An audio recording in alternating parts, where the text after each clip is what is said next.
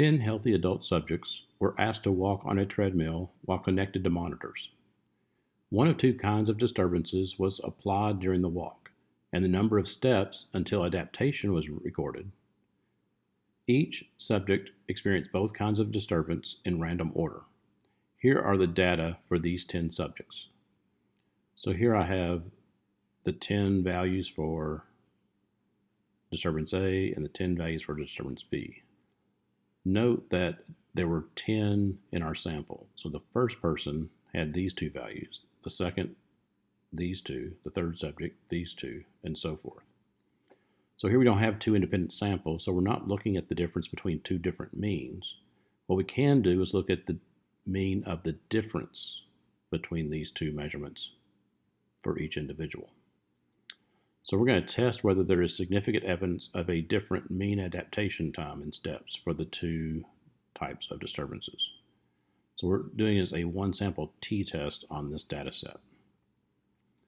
So here we're looking at matched pairs. So in StatCrunch, I've entered the values in the table. And so first I'm going to look at just doing a one sample t-test on the values here in the difference column. So I'll press Stat, T-stats, one sample with data. The data is in the difference column. And I'm testing to see whether it's equal to 0, or in this case, different than. We don't have any inclination about one being greater than the other at this point. We're not trying to argue that.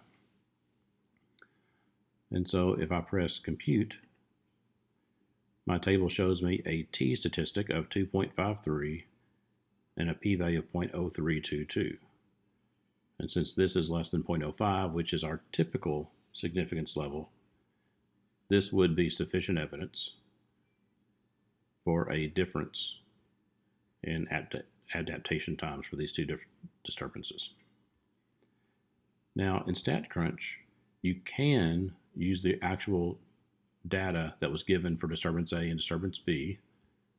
I could press Stat, do T-stats, and choose paired data. The first column being the disturbance A, second being disturbance B. And if I click differences, it would actually create a column for the differences, but I already have that. I'm doing a hypothesis test that the mean of the differences is 0 versus not equal. And so I could press Compute. And in the same manner, my test statistic would be 2.53, the p-value of 0.032.